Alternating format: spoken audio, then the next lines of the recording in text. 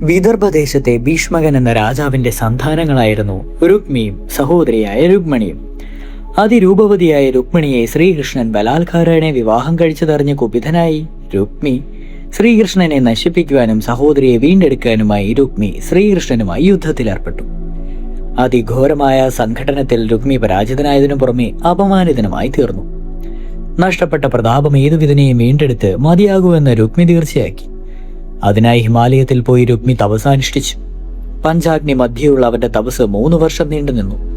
ഒടുവിൽ പ്രത്യക്ഷനായ പരമേശ്വരൻ അന്വേഷിച്ചു. അല്ലയോ ഭീഷ്മകയോ, പറഞ്ഞാലും എന്തിനാണ് നീ ഇത്ര കഠിനമായ തപമനുഷ്ഠിക്കുന്നത്? രുക്മി ഭഗവാന്റെ പാദങ്ങൾ കുമ്പിട്ടുകൊണ്ട് അറിയിച്ചു, ദേവേശ്വര, ശത്രു സംഹാരാർത്ഥം എനിക്ക് അതിശക്തങ്ങളായ ആയുധങ്ങൾ നൽകിയാലും ആ ഒരൊറ്റ മോഹം സാധ്യമാക്കുന്നതിനാണ് ഞാൻ അവിടുത്തെ തപം അനുഷ്ഠിച്ചത്.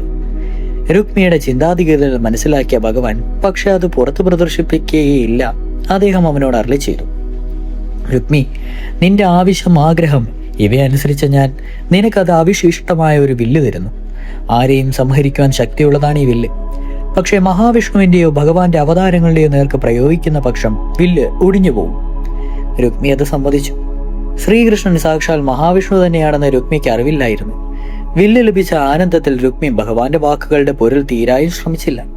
പരമേശ്വരന് നന്ദി പറഞ്ഞ ശേഷം രുക്മി ഭോജഘടകത്തിലേക്ക് മടങ്ങി. പിന്നീട് പ്രസ്തുത വില്ലുമായി രുക്മി ശ്രീകൃഷ്ണനെ എതിരിടുകയും ഒടിഞ്ഞ വില്ലുമായി വീണ്ടും പരാജയം ഏറ്റുവാങ്ങുകയും ചെയ്തു.